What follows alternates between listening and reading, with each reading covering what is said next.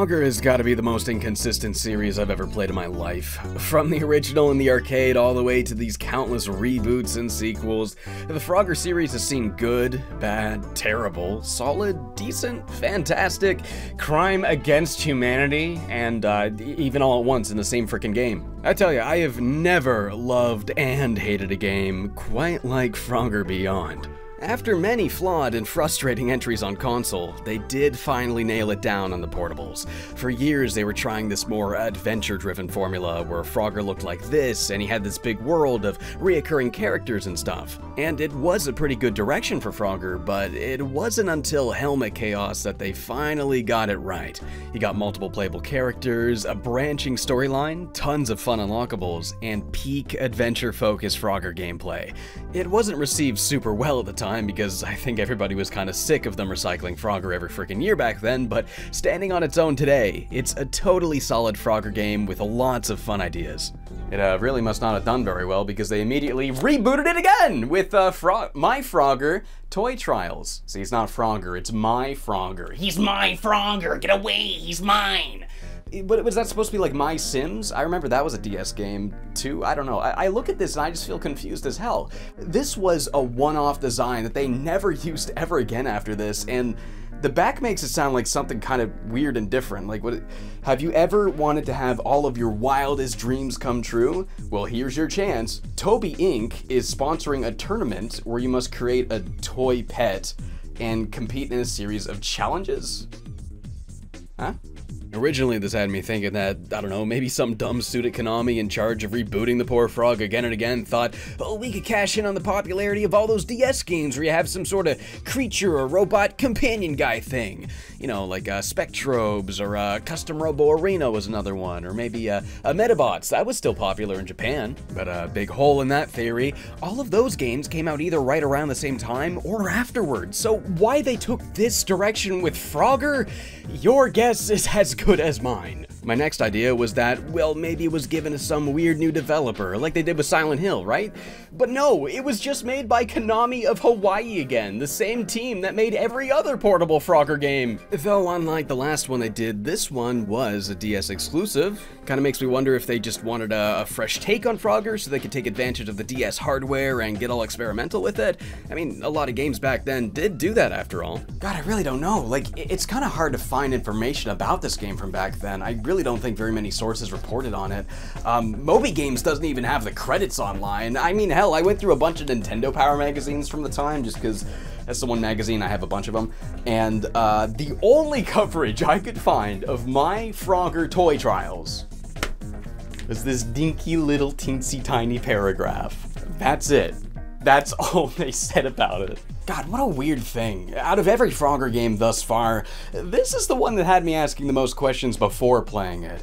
But, you know, I guess that's how we know it's going to be an interesting experience at the very least. And, you know, there's nothing I love more than checking out something old and kind of strange. So why don't we pop this thing into the good old DS capture unit, get this guy going, and see what the hell this is.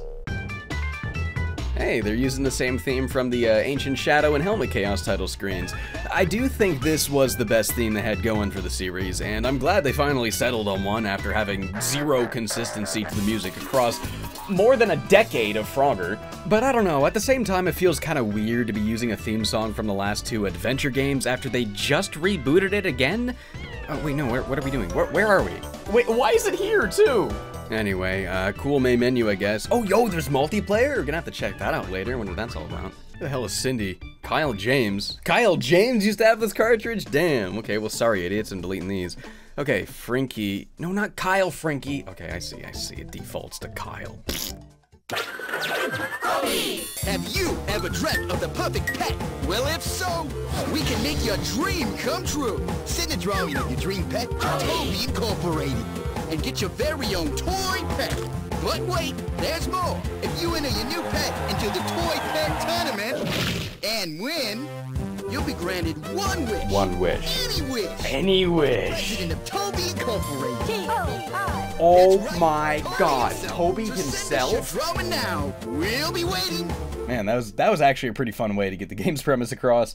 We then cut to this kid, Frankie. I guess I named him. I thought I was naming the frog, but he's all stoked about this commercial and sends in a drawing of a dragon because he wants a dope toy pet that he can enter in the competition. And now it's just a matter of waiting for it to come in the mail. Then this weird robed ghost man comes and delivers it. Is it Shadow is his name? Frankie doesn't notice either. I guess he's just really excited about the pet, but you'd think he'd be like, hey, thanks, why are you the Grim Reaper? No, wait, we get an egg. I thought we were getting a toy. But no, we like watch this egg hatch and this frog comes out. Oh, that's funny. His drawing was way too shitty, so they thought it was a frog and not a dragon.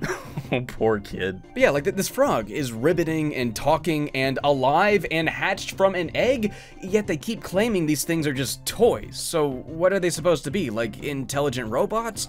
I don't know, there's this one spiel about how they're just made of materials that don't mean anything by themselves, but together they make a toy, and a toy's got heart, and that's what makes us different. That I don't know what they're talking about. Are these things supposed to be alive or what? So I guess they're kind of like Goddard from Jimmy Neutron, like a mechanical thing, but clearly intelligent enough to kind of be like a real living thing. I don't know. I'm surely thinking much harder about it than they did.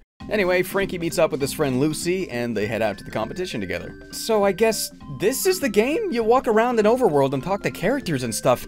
Why are half of these children all the same person? Could they not have drawn more portraits than this? The other kids all make fun of Frankie for getting a frog instead of what he wanted, and then we get the short character arc where Frankie's upset that his toy didn't turn out the way he wanted, and he didn't even name the poor guy and acts like he doesn't want him, and, you know, of course that hurts the frog's feelings, so he runs away. We then have this rabbit.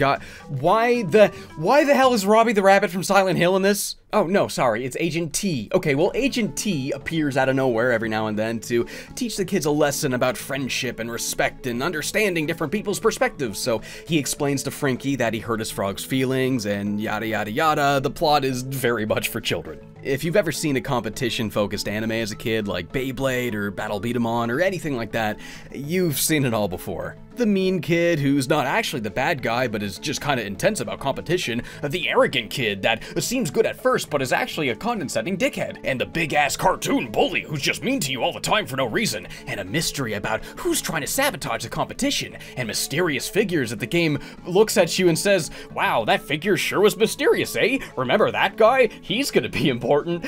And of course, a story that teaches the value of friendship and understanding one another. It is all okay. It's fairly generic and it's not going to impress anybody, but there were a couple of moments that did get a good chuckle out of me. I think Lucy's a pretty funny character. There's a part where they're trying to figure out like who's sabotaging the competition, and she's like, I got 29 suspects so far, and then she lists every single person there. It's like, this isn't helping Lucy. Panda Bob is also pretty great too. He's the host of the tournament, and there's this running bit where every single panda is a different panda, but they all look the same, and it's kind of cute. These walking and talking segments, it feels like they take up almost as much game as the actual Frogger gameplay. I mean, it is kind of fun, the graphics are neat, you know, I always love those low poly, low res kind of looks, and the bit crush sound, the waves going by and stuff, that's really nice.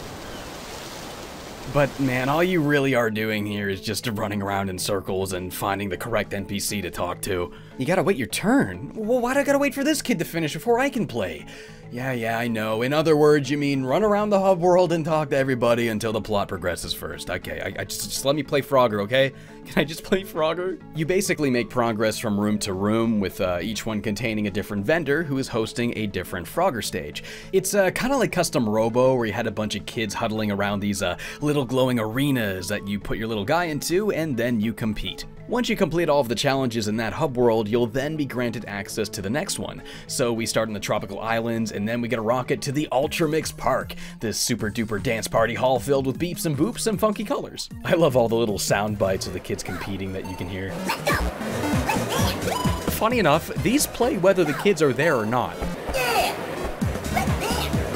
The next hub world's my favorite one. It's this big spooky mansion. You got rivers running blood red and vendors that all wear vampire costumes and witch costumes. God, it's freaking awesome. The final area is like, I don't know, it's called Area 808, so I guess it's like a parody of Area 51? Yeah, you got these military guys everywhere. Why are the themes here so freaking random? We went from the tropics to a rave to Halloween Town to Area 51. Who decided on these?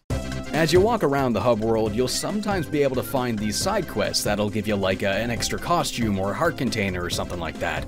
This one has this girl losing the pages of her notebook, and if you find all 5 on the beach, she'll give you the key to this big secret temple that's got a hidden level inside. In the funky jam dance party area, there's this rock star who is absolutely horrible, and he needs money to kickstart his career, so you're basically paying him to leave, and then this guy here thanks you by letting you play this extra stage where these chili peppers make you jump further. I also like this one where you gotta play hide and seek with all these kids wearing pumpkins on their heads.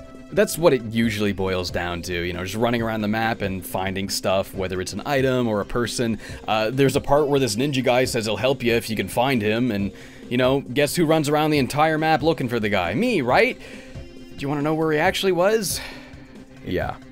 Whoops. All of the different hub areas will carry a different story arc, each one with a new rival who has a different relationship with their pet that we get to see, and we get new suspects as to who's trying to make us lose a competition, and of course, we gotta play a whole bunch of Frogger levels to come out on top. Okay, finally, let's talk about the actual Frogger gameplay. So, you know, I've played a lot of good Frogger games with very good and tight controls, and I've played bad Frogger games with poor and sluggish controls. So, the verdict here, it's one of the good ones. Everything here, ooh, snappy and precise. It all feels pretty good. It's rather easy to map out the amount of button presses you need in relation to the amount of tiles you see on screen, allowing that tapping game feel to come through quite nicely. They also have really good sounds for every hop, so it has that one-to-one feedback as well.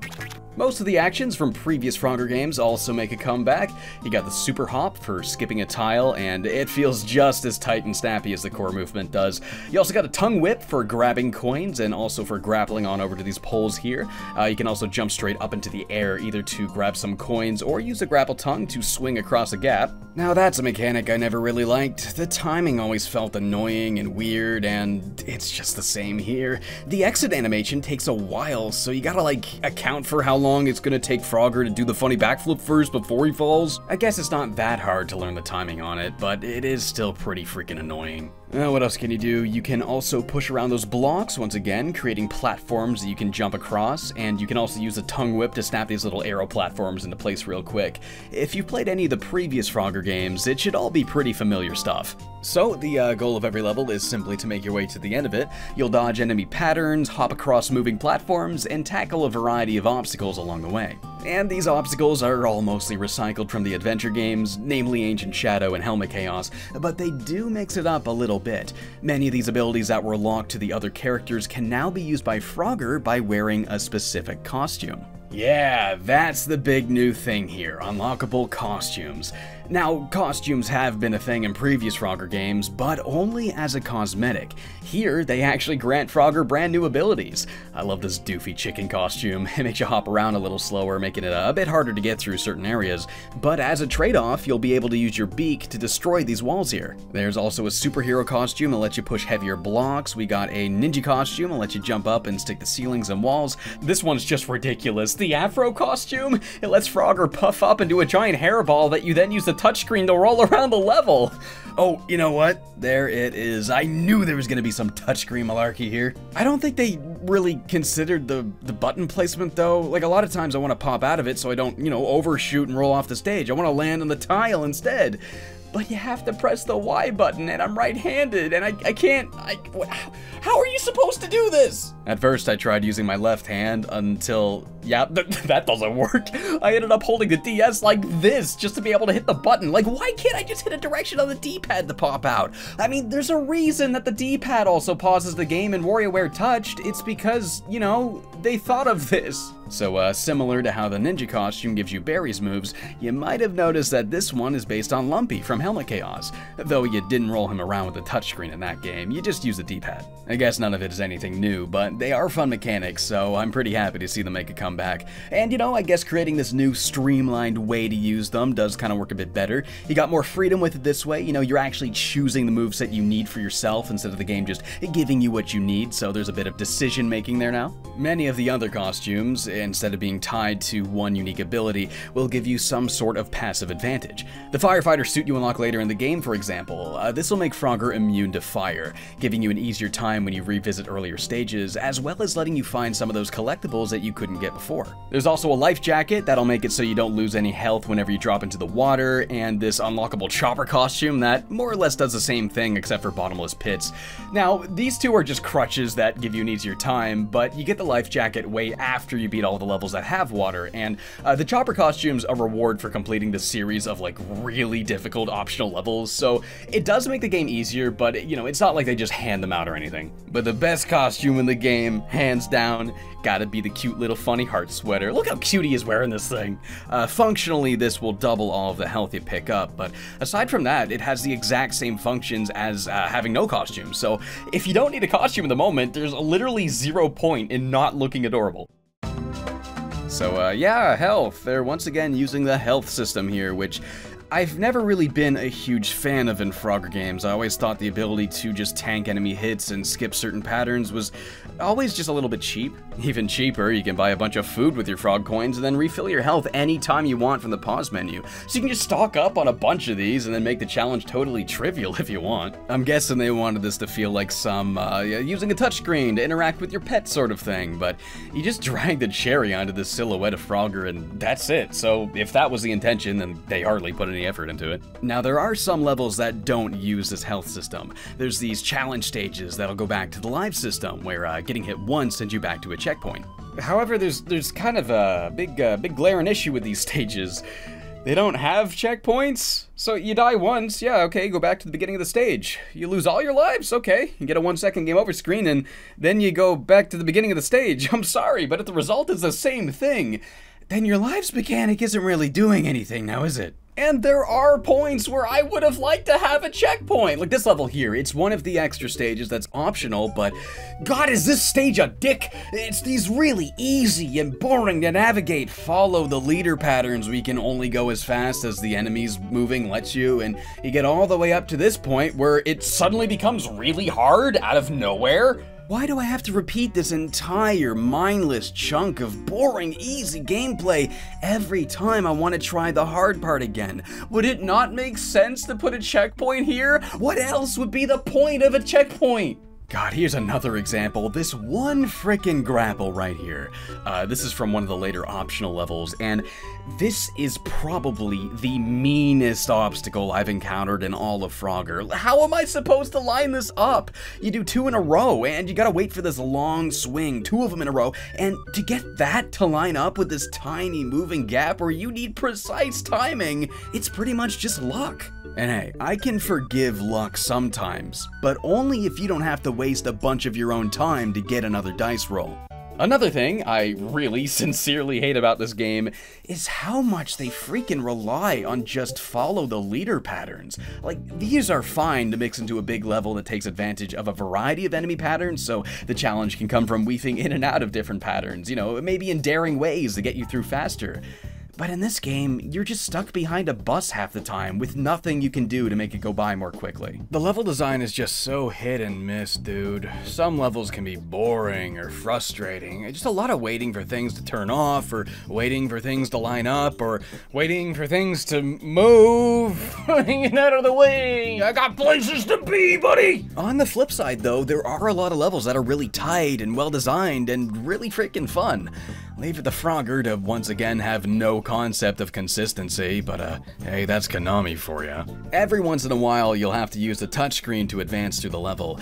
It's usually just simple tapping stuff, like clicking on a propeller to launch Frogger across the stage, or clicking on a cannon to shoot him out of it. Tapping the checkpoint is also how you bring up the costumes menu, though you can also just press the A button, which is definitely a lot more convenient than taking my hand off the entire console and grabbing the stylus and touching the screen. I really wish you could also do that for these two. I mean, like, this is just stuff that also could have been easily replaced with a button press. So you know where this is going. Oh no, weirdo touchscreen minigames! Every now and then you'll find an NPC that'll just suck you into playing some weird, unrelated thing. Like this crappy rhythm game you gotta play to get the afro costume. You just tap the notes as they pass each frog icon. It's pretty self-explanatory. The 3 difficulties are all the same song too. It's pretty easy and boring in the first 2, but the last one's kind of fun. Had me into a pretty solid rhythm. them, but it really did just make me want to play Elite Beat Agents. That game feels so much better to play. Like here, there's not much of a visual cue and no sound effect for when you land a note, so it feels kind of bad. None of it really has the impact that a real rhythm game does. Anyway, there's a couple of other mini-games too. We got this one where you're rolling Lumpy around a course. It's a really straightforward course. It's the same thing as the Afro costume, except the camera's down behind him, so it plays a little bit differently. This lady here makes you play some whack-a-mole game. Don't whack Frogger though. Why is he tied up? Who is this crazy lady and why is she doing this? There's also a shooting gallery. Why is Frogger there? Christ almighty, he looks petrified. What is he doing crawling around there? Like, I'm firing a gun that shoots bullets. Like, I don't want to shoot him. Then there's finally the boss minigames. There's always one of these waiting for you at the end of each chapter. Once you've completed every challenge in that hub world, you'll then get to hit the stage and take on your current rival. The first one's a lily pad race. You have to blow into the mic constantly to propel yourself forward. It took me a handful of tries to do, and I damn near passed out doing it. Oh my god, I was lightheaded. I feel bad for any kids that had asthma. They would have been screwed when they got to this point. Next up, we got the Afro battle. Yeah, it's the same as the Lumpy game, except you're trying to bump your opponent into the wall. Pretty freaking easy. Just go bam on the touchscreen and you're pretty much good. Next battle is the Bat Race, and by that I mean they reskinned the Lily Pad race. This time I just yelled into the microphone. It was a lot freaking easier on my lungs that way. I'm pretty sure as long as the mic is clipping to hell and back, it just assumes that wind's blowing into it, and yeah, it sure did work. And now it's time for the final showdown. It's this weird thing where you hop around the board and you're both invisible, but when you hop on certain tiles, you can see the sound waves, so you gotta like try to sneak up on the other guy and then you yell into the microphone to scare them. Could have just been a button press, but you know, guess you're not a real gamer unless you're physically screaming into your DS. You would see that so much from games around this time. Games utilizing the tech just for the sake of utilizing the tech, and then you get games where you tilt the controller to throw a grenade. After the final battle, we then figure out who's been up to all this chicanery and spoilers, I guess. I'm gonna go over the plot real quick. I doubt you care, but you never know who's gonna care about the plot of my Frogger toy trials. I don't know. So, the first major suspect we have is Sebastian. Turns out he was cheating, but only because this mysterious robed guy told him to. Oh my god! The mysterious robed figure that the game super makes sure that we know is mysterious turns out to be a pet in disguise. A pet that belongs to none other than Toby's son! Basically, he resents his father for spending way too much time making toys for other kids and not enough time with him, so he decided to sabotage the stupid competition that my dad cares so much about. In fact, he's the reason that we got a frog instead of a dragon. Our drawing was fine, it's just this guy thought it would be mean to give us something different. Yeah, well, the joke's on you, you little twerp, because we grew to love this frog anyway, and that love is what pushed us to win the competition, exposing Toby Jr. in the process. And now we finally get our wish, buddy. So, when I got to this point of the game, I kind of had a big realization that not once does a single character ever make mention of what their wish is going to be if they win the competition. Well, I mean, like, one of the rivals is like, When I win, I'm gonna see you at my theme park, losers. but like, other than that, nobody ever has a conversation surrounding, like, wondering what their wish is going to be if they win. They keep it a secret the whole game. You want to know why they keep it a secret? So they can have the stupidest unveil of all time at the end. You want to know what this kid wishes for? You know what this kid wishes for? I wish Toby was my dad. I want my dad to be the cool toy-makey guy. That's what he wishes for.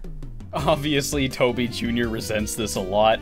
You think it'd be because, like, you think my dad could be your dad, but no, he's like, What do you think, it's cool to have a dad who doesn't love you and only loves the toys he makes for other children? So Toby comes along, turns out it was him in disguise as Robbie the Rabbit, or Mr. T, or whatever they call him, and he's like, wow, I'm learning a lesson in myself, and you know what matters the most? My kid matters more than making the toys, and also, I can't be your dad. What are you talking about? I'm not a genie. I'm not gonna give you an actual wish. I'm like a millionaire. I was just gonna buy you something. Sorry. So instead, Frankie ends up wishing to keep Frogger forever. I'm pretty sure that was gonna happen anyway. Like, he's your toy. You already got him. You could have asked for anything, dude. You could have got an Xbox. But no, you chose nothing. You won the entire competition, and in the face of anything on Earth becoming yours, You go, I like the froggy. Bye-bye, going home now. And that's the credits. I would have asked for every Bionicle.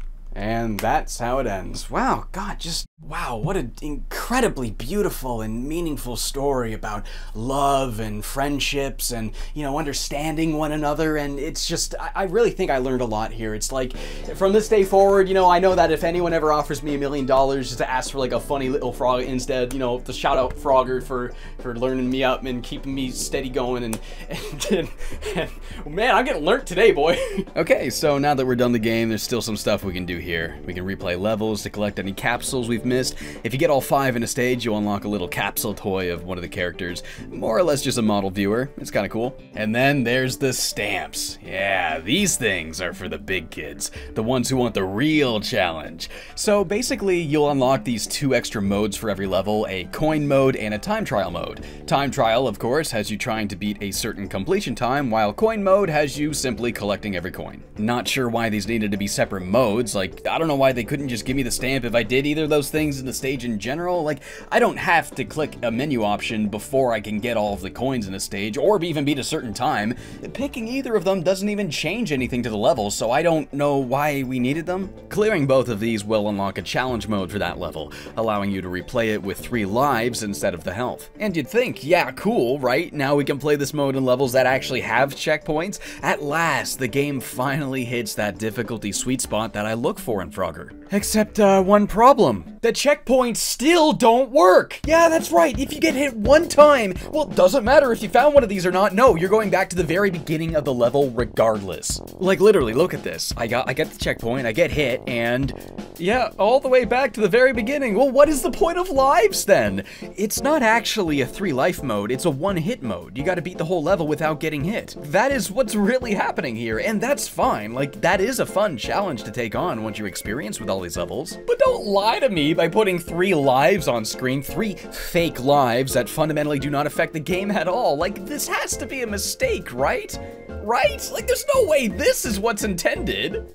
So, finishing each of these extra modes will reward you with 1 stamp each. You got time stamps, coin stamps, and challenge stamps, and from what I can tell, you can redeem a bunch of items at the desk if you get enough of these. Never really used any of these anyway, but alright. Apparently getting all of the coin stamps gets you a Santa Claus costume. I just read that on GameFAQs though. I only got a handful of the stamps myself. Unfortunately, I didn't have the time to 100% this thing. Maybe getting them all get you something, maybe not. I wouldn't really be surprised if there was hidden levels or something you can unlock. There's not really much info about this game online right now, so it wouldn't surprise me. If anybody watching does know for sure, leave a comment. I would love to know that. Well, I guess all that's left here is those multiplayer games, so sure, why not? Why don't we check those out? Oh shit, wait, do I need 2 cartridges? No, nice, it's got DS download play, and judging from the manual, it also doesn't look like any require 2 cartridges. We should be able to play them all here. So we got Floorball, Water Race, and Final Battle? Final Battle? Oh, right, the sneaking game. I don't know why they called it Final Battle. You couldn't have called it Sneak and Shout or something, so I knew what you're frickin' talking about. It is actually pretty fun with another person, though. Okay, why don't we try Water Race? And it's just a lily pad race again, so yeah, if you want to make your friends turn blue, by all means, I guess. Floorball's the only one that's not from the story. You just use a touchscreen to hop left and right, acting as goalies, and you'll swipe up to throw the ball after you catch it. I don't need to tell you what you have to do here, do I? It's pretty self-explanatory. There's not a whole lot going on here. It's okay. And yeah, that's it for the multiplayer. Honestly, you're better off playing the mini-games from New Super Mario Bros. Now, those mini-games were frickin' rad. Well, I guess that just about does it. So, final shit, there it goes. Final verdict. It's not bad.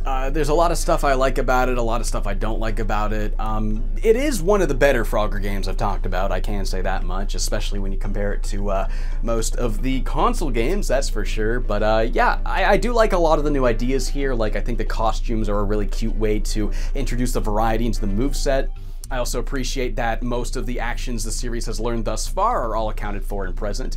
And the story, while it's definitely for little kids, it does have heart.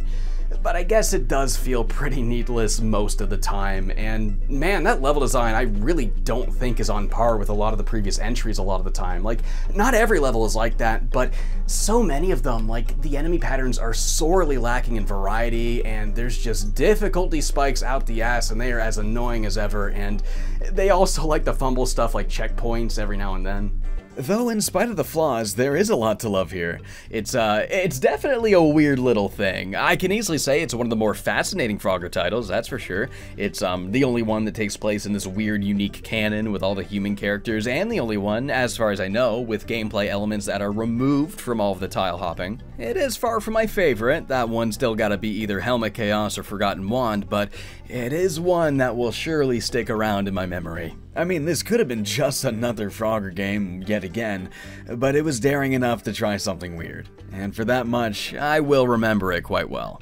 And yet, there is still more ground to cover. I know there's still that Frogger 3D game on 3DS that looks like super weird and interesting. And there's also this PS2 edutainment game called like Frogger Hop, Skip, and Jump or something like that I want to take a look at someday. But if I ever find copies of those two, I'll definitely make a video about them sometime. But as it stands for now, I'm pretty happy I finally gave this guy a deep dive. I hope that was kind of cool, like another Frogger review coming out of the blue like that. It's just been a while since I played these games, and they were on my brain lately, and I realized, like, wow, it's been a long time since I played this. I'm no longer sick of this. I need to throw myself at this one more time. So thanks for watching this Froggy experience. Hope you had a good Froggy time, and I hope you guys have a good Froggy day. After months of tireless effort, I finally managed to collect all of the Dragon Balls. I summoned the almighty Shenron, and when his booming voice declares that I have freed him and that I get one wish for anything that I could possibly ask for, I look at him and I say, I wish I could crap and pee